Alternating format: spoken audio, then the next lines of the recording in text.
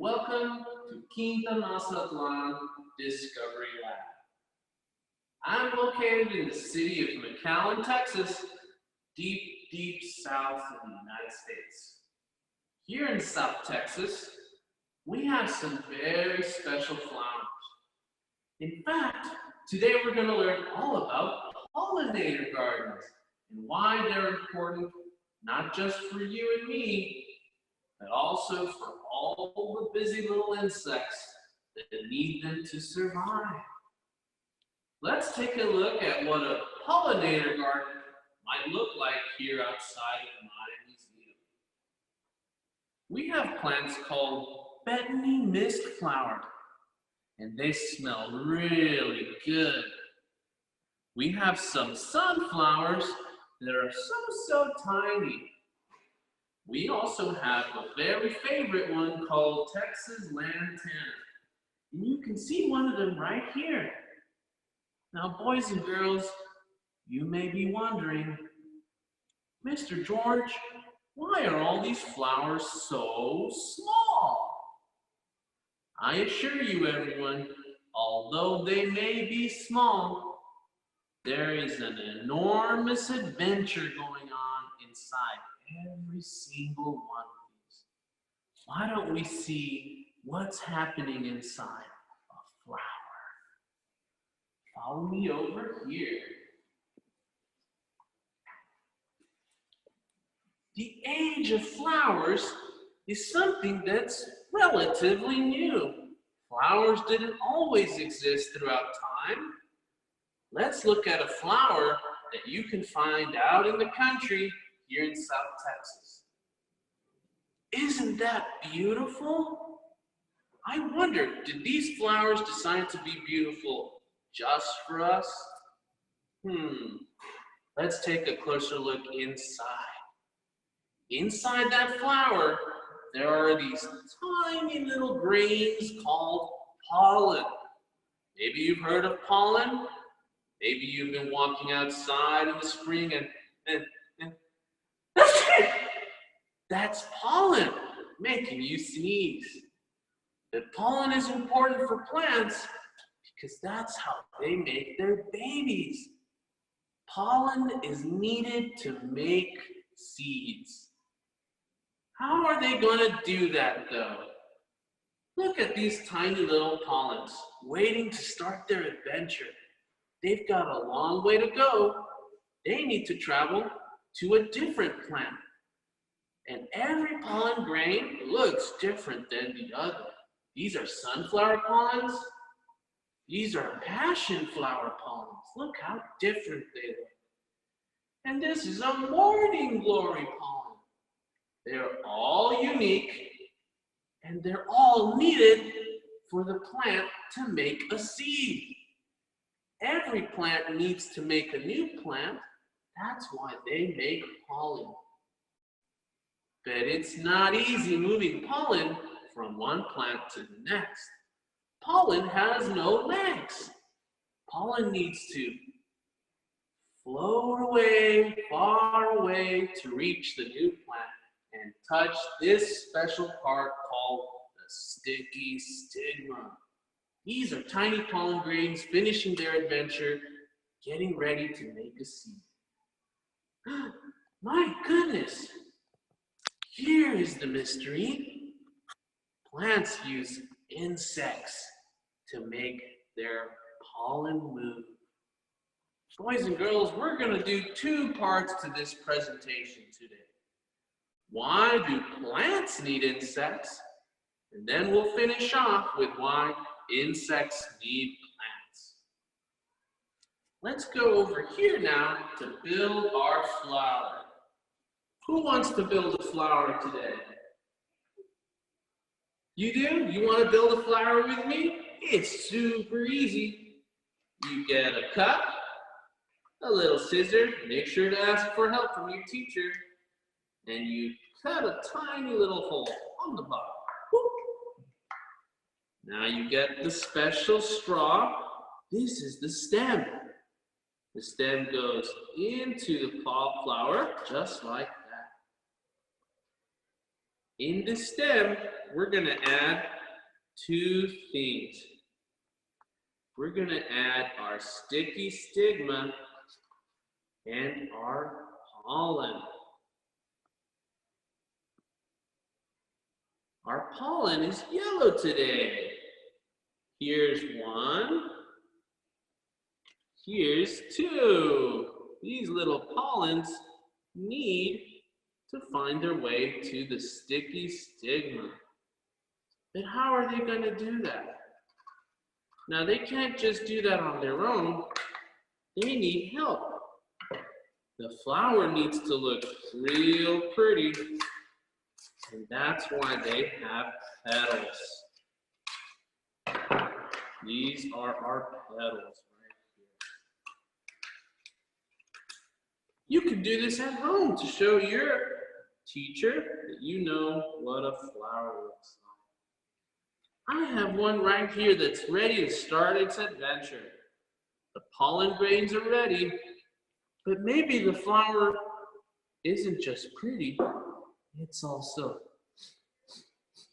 smells good. That's another way that flowers are able to bring insects. They get a special treat if they find it.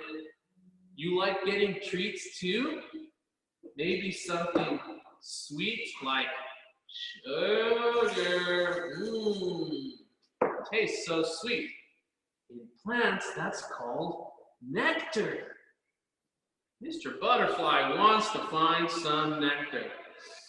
Smelling out the good flower. Which flower should he choose? There's an orange one.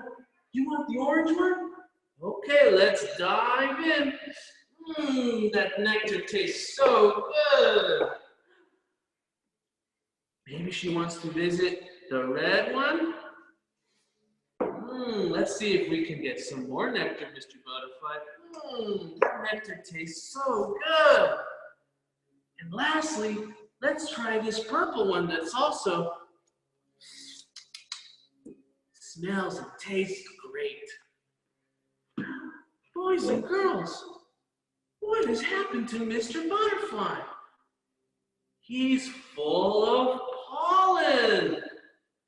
The plant was able to pass its pollen to the butterfly.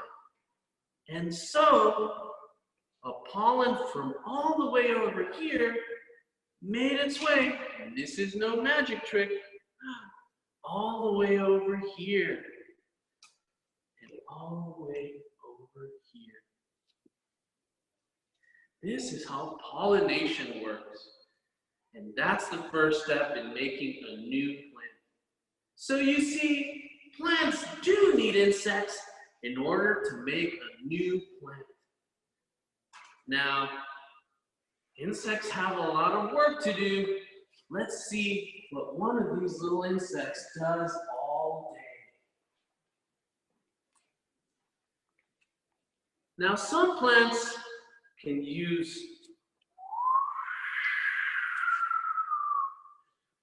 wind to pass their pollen. Some plants can even use water to pass and move their pollen.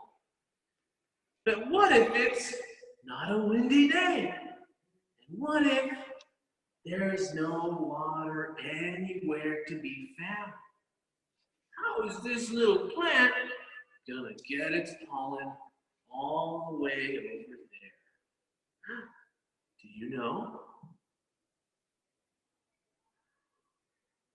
Oh, hello, Mr. Bee. How are you today?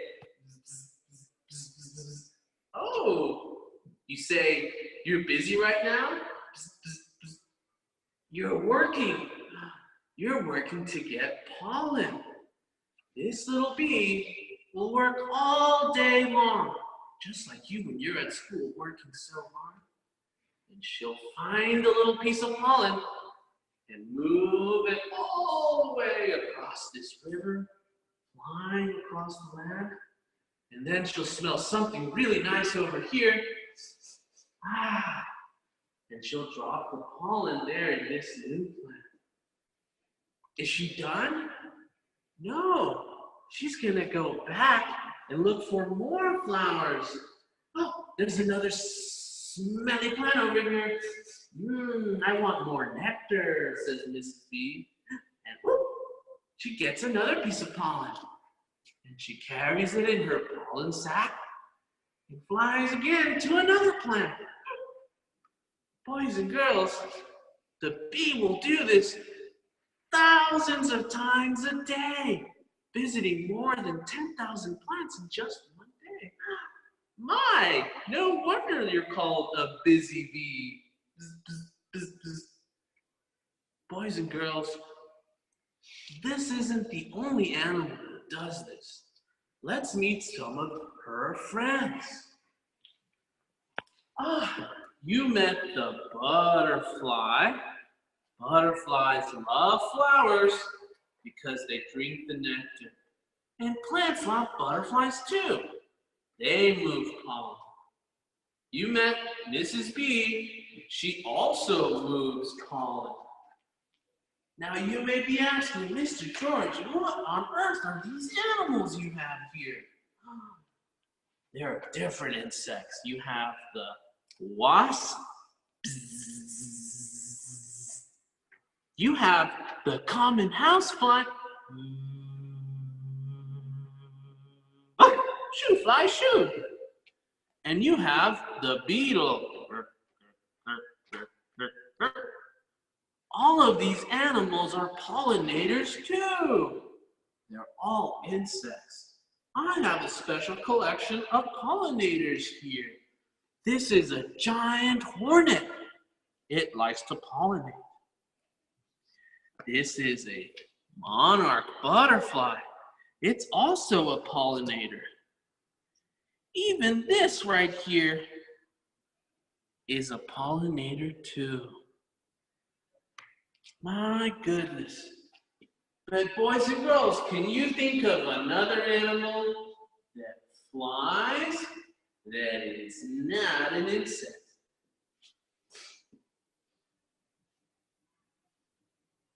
Did you think of one? It's a tiny little bird that flaps its wings 100 times a second and is so tiny it zips before your eyes like that. It's the hummingbird. And you thought that birds weren't gonna come to your pollinator garden. They sure are. They love flowers too. Now, this little hummingbird knows just what to do when she sees a juicy red flower. I'm going to drink some nectar. I'll do that again and again. And what do you think she's picking up as she's collecting nectar? Can you guess? Pollen!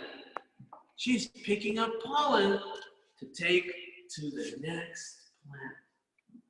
Boy, we're sure talking about pollen a lot here, right? But you may be asking, Mr. George, what is pollen gonna turn into? Let me show you. These are some of the juicy plants that turn from flowers into fruits. This one is called pigeonberry.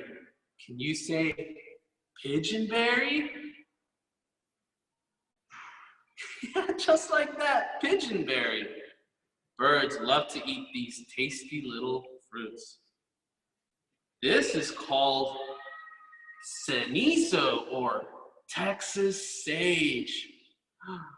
This will bring all kinds of insects to your pollinator garden. And who doesn't love lavender too? Such a nice color. But plants like these make tiny little seeds. These are sunflower seeds. These are really good for making new plants. And they're also really good for, you guessed it, for eating. Anybody like to eat Beans? These are unlike any beans you have seen. This is called Mexican poinsettia. Yes, these are beans. Maybe you can see the beans in there. They're hiding. They're protected by this hard shell. This is what pollen turns into, boys and girls. But it can only happen with the help of what? Can you guess? That's right. Only with the help of insects. Now I have something special to show you here. I have a couple of friends that decided to visit us here in the lab today. Do you want to take a closer look? Look at my friend. He's a grub. That's a little grub right there. He's so happy, wiggling around. Let's cover him up. He's cold. That grub will one day turn into something enormous. Are you ready, boys and girls? There he is. Boys and girls, this is what happens when you have a pollinator garden. You get all kinds of animals living in your garden. This is a stag beetle, and he's a pollinator too. Oh, and he loves to dig. That's good for gardens because it helps make the soil very rich. All right. Did you know if it weren't for pollinators, we wouldn't have some of my favorite foods? Now, I live close to the border, so I love to eat chiles or peppers. Spicy. Or maybe you have a sweet tooth and you like to eat strawberries. So tasty. Or maybe you want to make your own salsa or sauce. You can use tomatoes. If we didn't have pollinators, we would not have any of these foods. So, boys and girls, do you think pollinators are important? I agree with you. I think they are too. Now, boys and girls, sometimes you get to see an amazing thing happen. And you've been learning about this in school. It starts with the letter M, and it has to do with the life cycle of a butterfly. Every butterfly, no matter where it is in the world, starts off as an egg. And then the egg hatches into a caterpillar. Where should I put this caterpillar? Yeah? You think the caterpillar wants to eat some juicy leaves? We'll put it right there. After the caterpillar has gotten big and fat, he's ready to turn into what? A cocoon. This is almost the last step of metamorphosis. What do you think happens when this hatches? You get a butterfly. That's the complete metamorphosis of an insect known as a butterfly. But that's not the whole story, boys and girls. This could not happen if we didn't have what? Host plants. Mr. George, what's a host plant? These are host plants, boys and girls. These are the favorite plants of two of my favorite butterflies. And why don't we do another craft to show you how you can make a butterfly puppet too? I cut out a pretty Mexican blue wing, and I'm gonna color him blue. Now this is gonna be the mommy, and the mother is gonna need to find a very special plant to put her babies on. Mothers love to take care of their babies, and they have to make sure they put them in the right place. Now I'm gonna make a couple of holes. There's one, there's the other. And with my special pipe cleaner, very carefully pushing it through, putting it on my finger, and then twist, twist. There's my butterfly puppet. Oh, hello, Mexican Blue Wing. Where are you off to today? I think she's going to her host plant over here. She's gonna lay her eggs only on this special plant called the Vasiadelia. What a long name for a plant. All plants are special, boys and girls, and the butterfly knows this is her special plant. That's where her babies will grow big and strong. Maybe you've heard of this one called the monarch. The monarch butterfly is gonna find the milkweed. The milkweed is the only plant that this mama can lay her eggs on. She loves this plant, and maybe she'll also pollinate it. Drink some nectar, lay some eggs, and then move on. Monarchs do this all across North America. They start off in the winter, way down in Mexico, and as it gets hotter and hotter, they fly up north to Canada. So, if you live between Mexico and Canada, you're gonna be seeing the monarch. But nowadays, we don't see too many.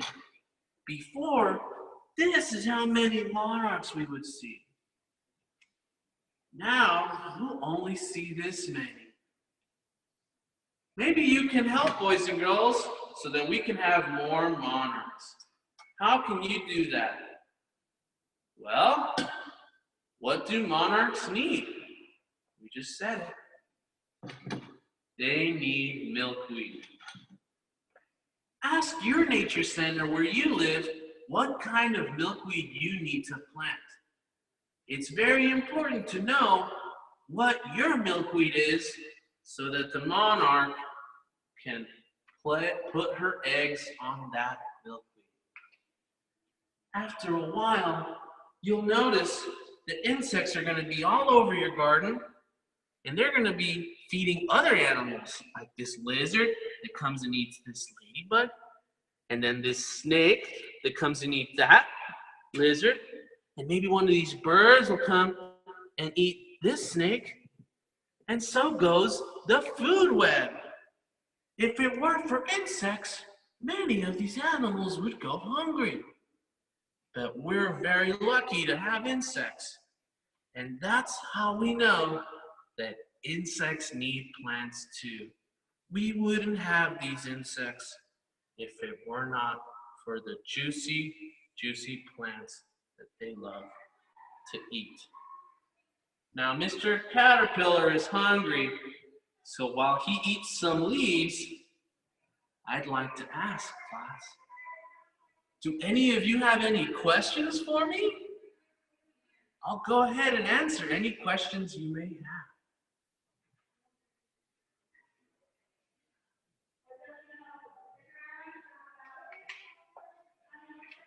You can ask. What's the question?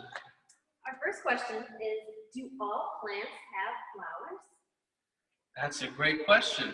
Thank you, Sabrina. No, not all plants have flowers. There are some plants that don't need flowers because they send their pollen through the wind. You may know some of these plants because they grow in your forest. They're They're called pine trees. Pine trees have cones. They don't need flowers because they pollinate only by wind. That's a great question. Does milkweed have real milk? My goodness, that's another great question. Does milkweed have real milk? It certainly does not. The milk that comes from this plant is not milk at all. It's a sap that looks white and drips down the plant when the plant gets cut or if it gets hurt. This protects the plant because any other little insect that wants to eat the plant is gonna think, ooh, icky, this plant tastes really bad. The milk is poisonous. How is it then that this little guy can eat this plant and grow to be a beautiful butterfly? That's because this is his host plant. This plant helps the butterfly by making him very poisonous. So little birds, when they see this, they say, oh, I know this is poisonous, and they fly away, and nobody's gonna eat him. Great question. Now, do you have any questions, boys and girls?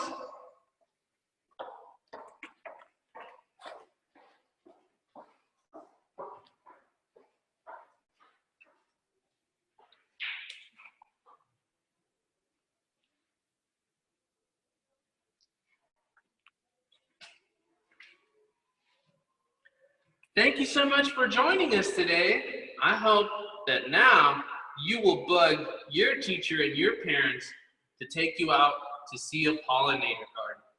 And if you can't find one, then you can plant one. Bye, everyone.